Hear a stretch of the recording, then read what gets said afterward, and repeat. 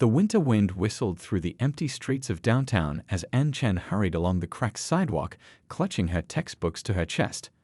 The 19-year-old nursing student had just finished her evening class at the community college, and her mind was already racing with thoughts of the upcoming exams.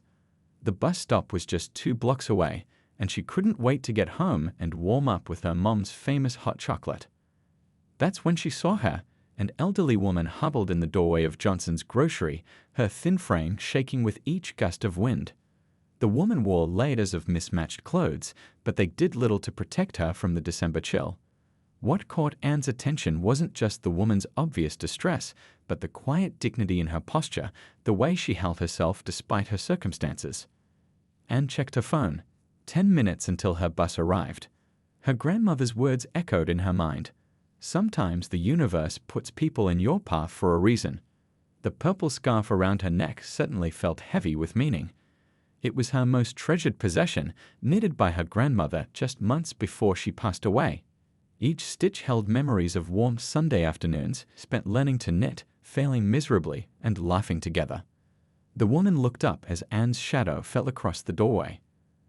Their eyes met, and Anne saw something familiar in them, the same kindness she used to see in her grandmother's gaze. "Hi there," Anne said softly, her breath visible in the cold air. "I noticed you seem cold. Would you like my scarf?" The woman's eyes widened slightly, a mix of surprise and hesitation crossing her weathered face. "Oh dear, I couldn't possibly," she began, her voice carrying traces of what must have once been a teacher's confident tone. "That's such a beautiful scarf." "I insist," Anne said, already unwrapping it from her neck. The cold ebbed at her skin, but her heart felt warm. "I'm Anne, by the way." "Mrs. Wilson," the woman replied, a small smile softening her features. "But you can call me Rose." Her hands trembled slightly as she accepted the scarf, whether from cold or emotion, Anne couldn't tell. As Anne helped wrap the scarf around Rose's neck, the older woman's story began to spill out, like water from a dam that had finally cracked. She spoke of her 30 years teaching kindergarten at Pine Grove Elementary, of the hundreds of children whose lives she'd touched. Her eyes lit up as she described the classroom decorations she'd make each season, the special attention she gave to students who struggled. "My William used to say I spent more on classroom supplies than our own groceries," Rose chuckled, then her face fell slightly. "After he got sick, well, the medical bills just kept coming. Insurance only covers so much, you know." Anne nodded, her heart aching. She'd heard similar stories from patients during her nursing clinicals. The system that was supposed to help people often left them broken instead. "Would you mind if I took a picture with you?" Rose asked suddenly, her voice carrying a note of something Anne couldn't quite identify, longing, perhaps, or fear of being forgotten. It's been so long since anyone's shown such kindness. Anne agreed without hesitation, pulling out her phone. They huddled together, the purple scarf a bright splash of color against the gray winter backdrop. As Anne snapped the photo, she noticed Rose's eyes were glistening. Her phone buzzed, a 2-minute warning for her bus. "I have to go," Anne said reluctantly, "but please keep warm, Mrs. Wilson. The scarf, it was my grandmother's, but somehow I think she'd want you to have it now." Rose touched the scarf gently, as if it were made of precious silk instead of simple wool. "Your grandmother raised a beautiful soul," she said softly. "Thank you, dear. Thank you for seeing me." As Anne hurried toward her bus stop, she glanced back one last time. Rose had straightened up, the purple scarf adding a touch of royalty to her appearance. She looked less like a homeless woman and more like the dignified teacher she'd once been. Little did Anne know that this simple act of kindness, this moment of connection between two souls on a cold wintered evening, was about to set in motion a chain of events that would change not only their lives but their entire community. The purple scarf, knitted with love and given with compassion, would soon become more than just a piece of clothing. It would become a symbol of hope, connection, and the power of human kindness. The purple scarf settled around Rose's shoulders like a warm embrace, bringing color to her pale cheeks. As she adjusted it with fingers red from the cold, something changed in her demeanor. It was as if that simple act of kindness had unlocked a door she'd kept tightly shut for months. "You know," Rose said, her voice growing stronger, "I never thought I'd end up here." She gestured vaguely at her surroundings, the cardboard box she used as a windbreak, the small bag containing everything she now owned. Life has a funny way of surprising you.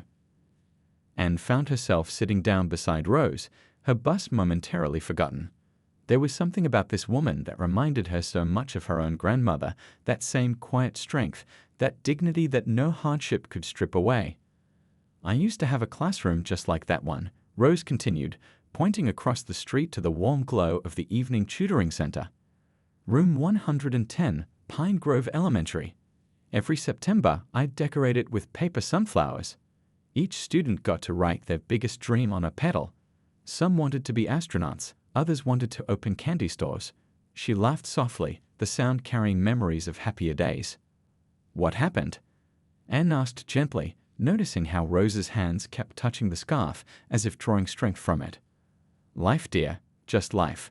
Rose's eyes grew distant. William, my husband, he was always so strong. Worked construction for 40 years, never missed a day. Then the headaches started. She paused, collecting herself. Brain tumor, they said. Insurance covered some, but experimental treatments, well, they cost more than our house was worth. Anne felt her heart squeeze.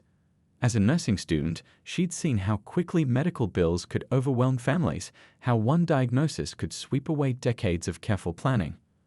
William kept saying, Rose, don't spend our retirement on me. But how do you not fight for someone you love? Rose's voice cracked slightly. After he passed, the bills kept coming.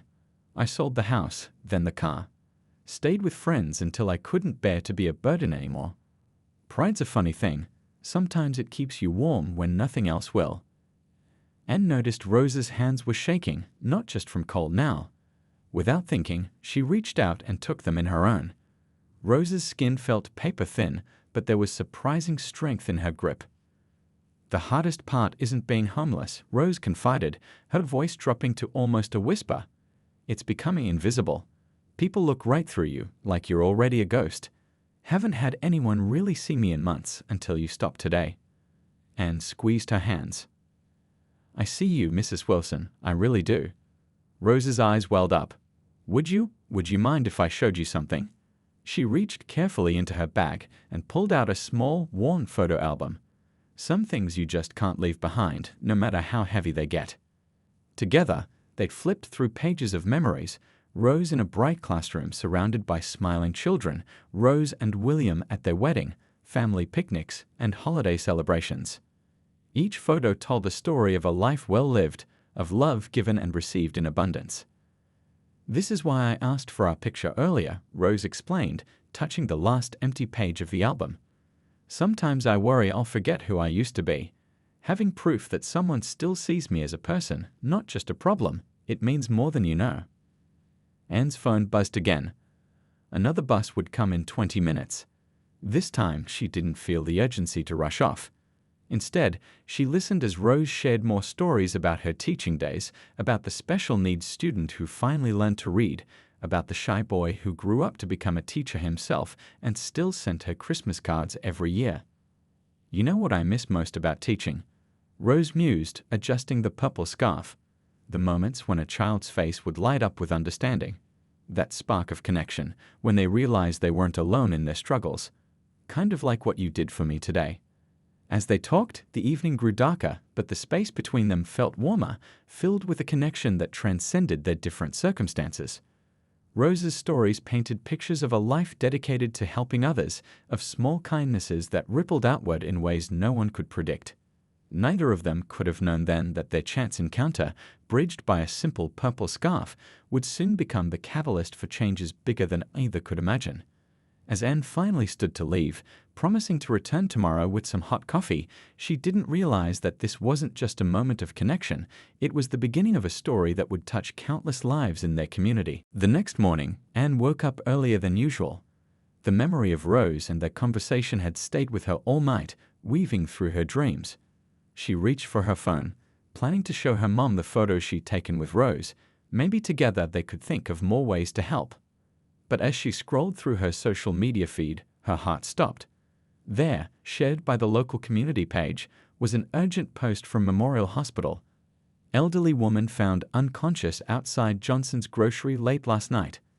Identified by distinctive purple hand-knitted scarf. Currently in stable condition, seeking information about family contacts.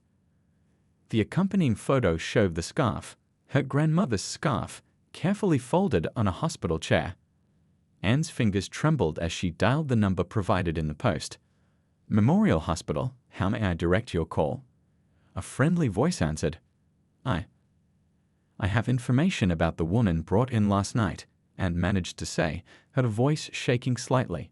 The one with the purple scarf. I was with her yesterday evening. The next hour passed in a blur. Anne learned that a late-night delivery driver had found Rose slumped in the doorway around midnight, her breathing shallow. If she hadn't been wearing that warm scarf, the nurse told Anne, she might not have made it through the night. The temperature dropped below freezing. But that wasn't all. The hospital staff had noticed something else about the scarf. A small tag sewn into the corner with a name and phone number, faded but still readable. Anne's grandmother had always insisted on labeling her knitting projects, just in case they got lost and needed to find their way home, she'd say with a wink. That tag had led to an incredible discovery. When the hospital ran Rose's information through their system, they found a missing persons report filed 3 months ago. Rose Wilson hadn't simply disappeared into homelessness, she had been desperately missed and searched for by her family. Anne sat on her bed, trying to process everything as she listened to the nurse explain. Her daughter's a detective in the next county, the nurse said. Been searching for her mother since she wandered away during an episode they didn't even know she was having. Early-stage dementia, they suspect now. Makes all those beautiful stories she told you even more precious. She was living in her memories of better days. Tears welled up in Anne's eyes as she thought about Rose's photo album, her clear memories of teaching mixed with confusion about more recent events. How many of those stories were from the past she clung to, even as her mind began to betray her. The nurse's voice softened. You know what's remarkable? Your photo with her last night. It's the first confirmed sighting her family's had in months. They've been checking shelters, posting flyers, everything.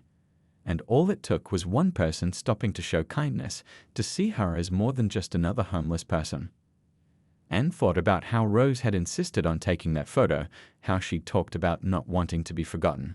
Had some part of her known she needed to leave a trail? Had she been trying, in her own way, to be found? Her mom found her still sitting on her bed, staring at her phone. Honey, you'll be late for class. What's wrong? When Anne explained everything, her mom pulled her into a tight hug. Your grandmother used to say that every piece she knitted carried a prayer for whoever would wear it, she whispered. Looks like that old purple scarf answered more prayers than one. Later that morning, as Anne sat in her nursing ethics class, she could hardly focus on the lecture. Her phone kept buzzing with updates from the hospital. Rose was doing better, becoming more lucid as she received proper care. The confusion and fear that had driven her to wander, to hide from those who loved her, was slowly giving way to clarity. The local news had picked up the story, not for its sensational elements, but for its message of hope. How a simple act of kindness, a scarf given freely on a cold night, had created a chain of events that brought a lost soul home. How a grandmother's habit of labeling her knitting had provided the final piece of a puzzle that had haunted a family for months. Anne thought about the invisible threads that connected people, like the stitches in her grandmother's scarf, weaving stories and lives together in ways no one could predict. She didn't know then that this was just the beginning, that Rose's story would ripple out into their community in ways that would change far more lives than just their own. The professor's voice faded into the background as Anne made a decision. After class, she would go to the hospital. Rose might not remember her from last night, might be confused about their conversation, but that didn't matter. What mattered was showing up, being present, continuing the connection that had started with a simple gift on a cold winter evening. The knock on Anne's door came just after dinner. She'd spent the afternoon at the hospital with Rose, though the older woman had been sleeping most of the time.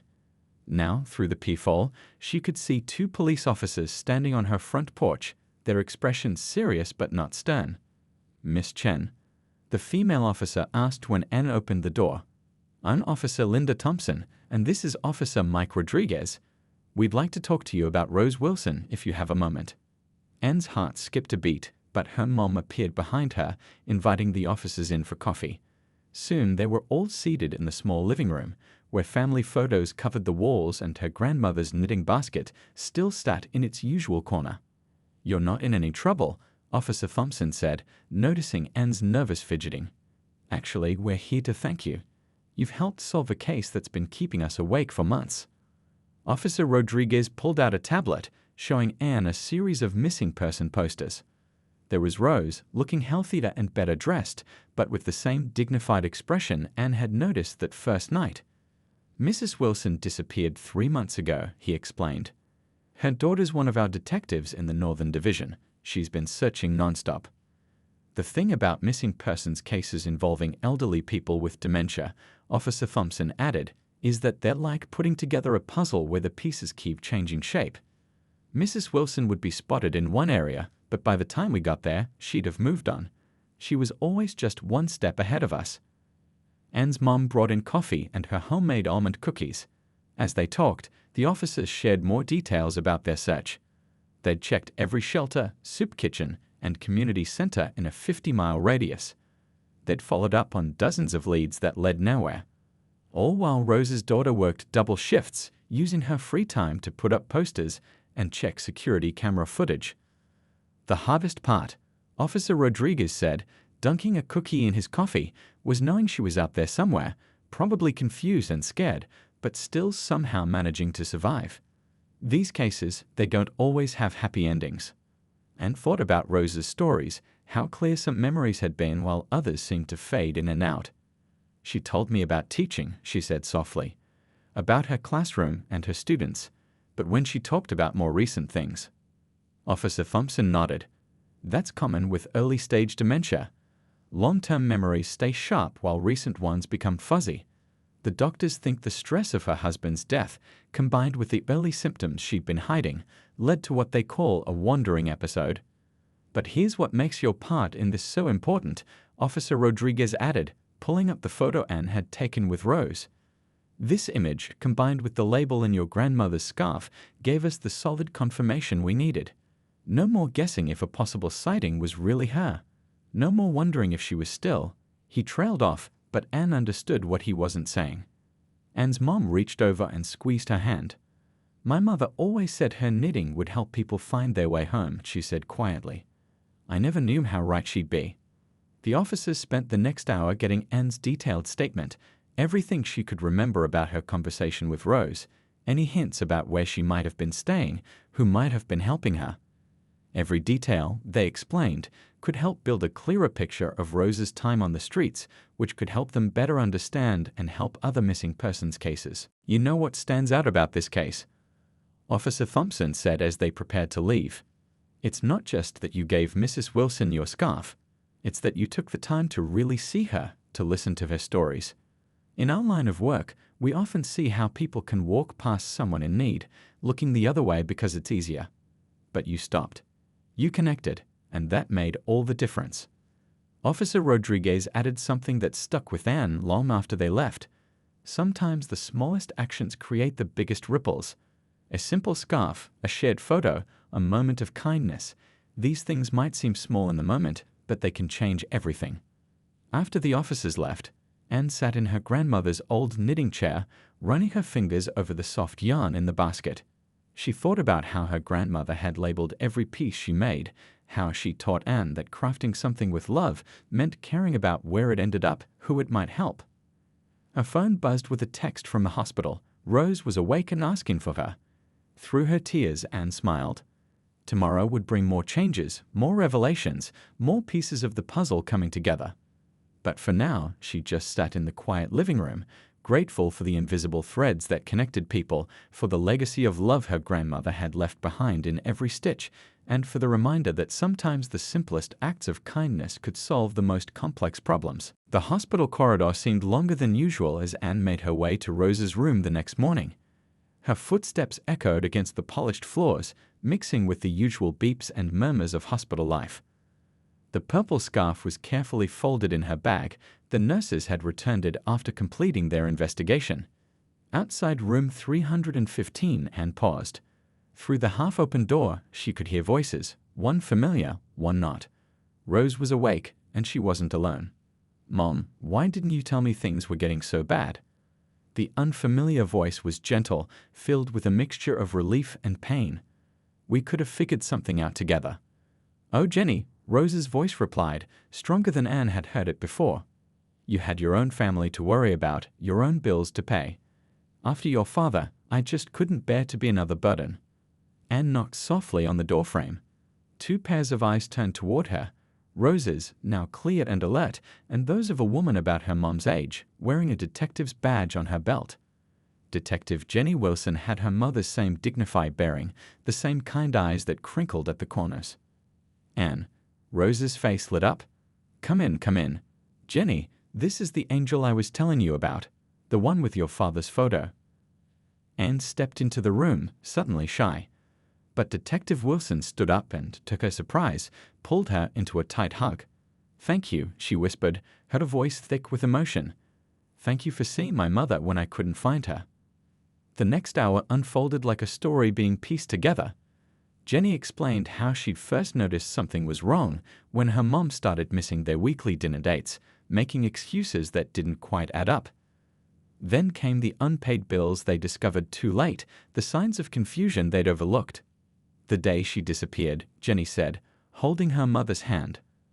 "I'd come over to talk about moving her in with us, but she was already gone. Just vanished. Left her phone, her purse, everything." Rose looked down at their joined hands. "I remember being scared," she said softly. "Everything felt jumbled up. I kept thinking I needed to get to school, that I was late for class.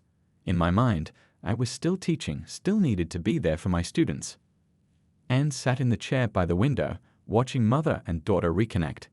The morning sun caught the silver in their hair, highlighting how similar they looked when they smiled. The purple scarf lay across Rose's lap, a bridge between her time on the streets and her return home. "The doctors say it's early-stage dementia," Jenny explained to Anne. "Treatable, manageable. Mom just needs proper medication, regular care," and she squeezed her mother's hand, no more trying to handle everything alone. Rose touched the scarf gently. "You know what's funny? When Anne gave me this scarf, it reminded me of teaching kindergarten. How sometimes the smallest gesture could make a child feel seen, feel safe. I didn't realize then that I was the one who needed to feel that way. A nurse came in with breakfast, warm oatmeal with brown sugar, just like Rose used to make for her students during their morning reading circle. As she ate, Rose shared stories about her time on the streets, not all of them sad. She told them about the librarian who would let her sit in the warm building for hours, pretending not to notice she didn't have a library card.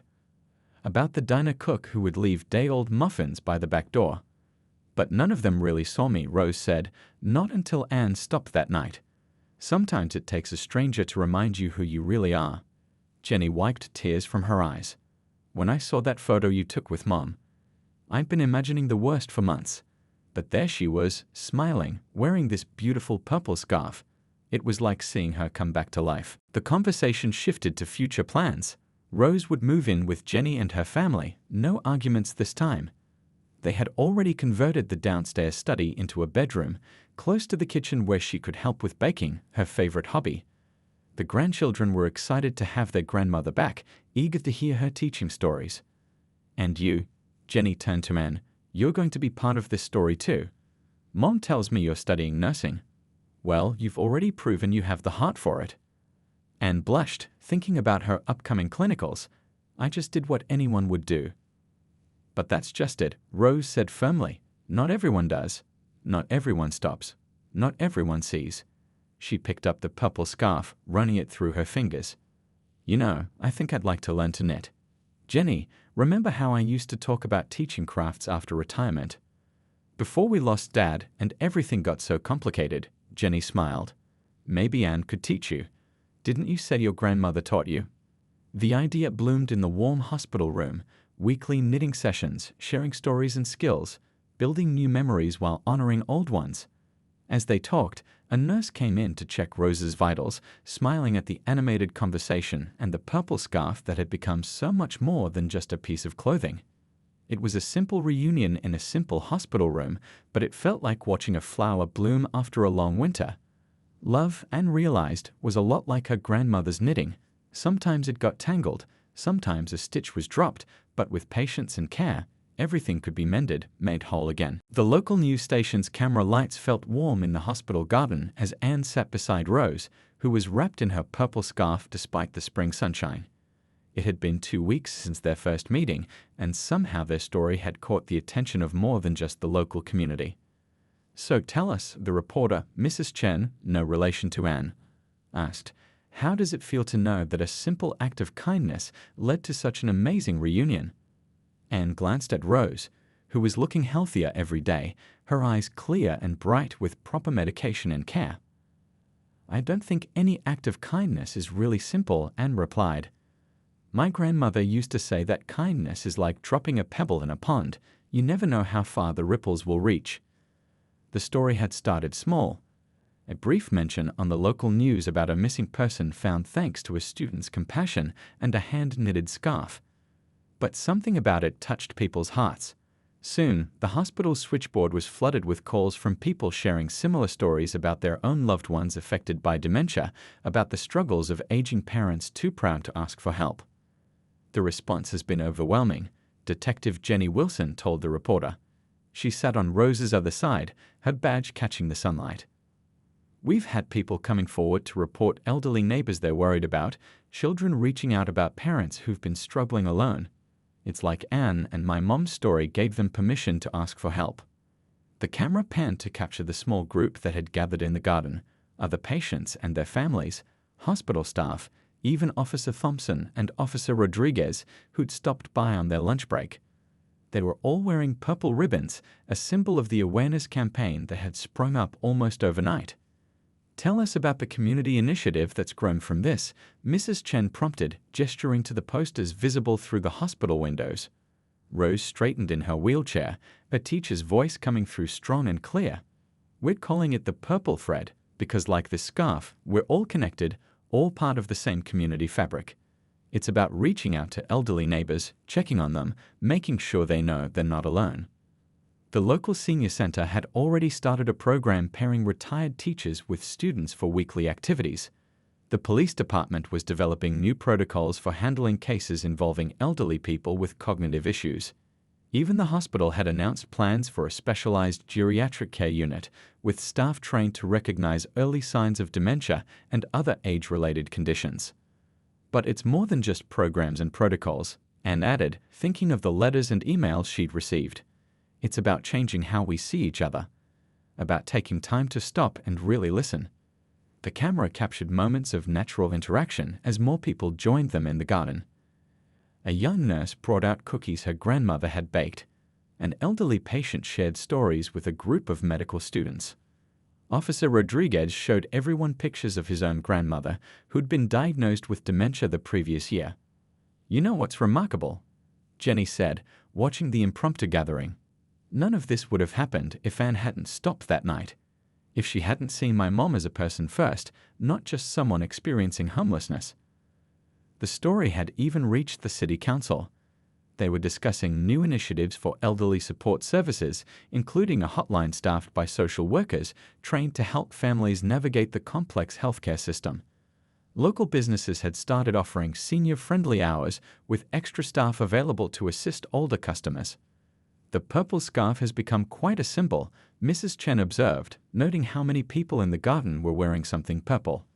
Rose touched the scarf gently. "It reminds us that we're all just one circumstance away from needing help, and also one kind gesture away from changing someone's life." As the interview wrapped up, more people drifted into the garden. Someone started playing soft music on a portable speaker. An impromptu dance began between an elderly patient and his nurse, their laughter infectious. The camera caught Anne teaching a group of children how to make simple finger-knitted bracelets, while Rose shared teaching stories with some young education students. "This is the real story," the reporter said, turning off her microphone. "Not just the rescue and reunion, but what happens after, how a community comes together, how people learn to see each other again." Later, as the crowd began to disperse, Anne found herself sitting alone with Rose in the quiet garden. The older woman was humming softly, her fingers working the knitting needles Jenny had brought her. The purple scarf lay across her lap, a reminder of how much had changed in just 2 weeks. "You know what I've learned from all this?" Rose said, looking up from her knitting. "Sometimes when we're most lost, we're actually on the path to bringing people together. Every stitch in the scarf, every person who hears our story and reaches out to help someone else, it's all part of something bigger than us." Anne watched as a butterfly landed on the purple scarf, its wings catching the late afternoon light. In that moment, she understood what her grandmother had always said about knitting being a way to weave love into the world, one stitch at a time. 6 months had passed since that cold winter evening when a purple scarf changed everything. The community center bustled with activity as Anne helped Rose set up for their weekly purple thread gathering. Sunlight streamed through the windows, catching the silver threads in Rose's hair as she arranged chairs in a circle. "Can you believe how much has changed?" Rose asked, smoothing her dress, the same shade of purple as the famous scarf that now hung framed on the wall. She was looking healthier than ever, her eyes bright and focused thanks to proper medication and care. Living with Jenny and her family had brought back the sparkle that homelessness had temporarily dimmed. Anne smiled, setting out baskets of yarn and needles. "My grandmother would have loved this," she said. "She always said knitting brings people together." The door opened and people began filtering in. There was Mrs. Lee, an elderly neighbor Jenny had discovered living alone after Rose's story inspired her to check on the seniors in her building. Behind her came Officer Thompson, off-duty but still wearing her purple awareness ribbon, helping a group of seniors from the local retirement home. "The scarves for the shelter are coming along beautifully," Rose announced, showing everyone the growing pile of completed projects. Each one had a small tag sewn in, just like Anne's grandmother used to do, but with a new message: "You are not alone. You are seen. You matter." The weekly gatherings had started small, just Rose teaching Anne to knit while sharing stories about her teaching days. But like the ripples from a pebble in a pond, it had grown into something much bigger. Now, elderly community members sat alongside college students, sharing not just knitting tips but life experiences and wisdom. "Remember when you first found me?"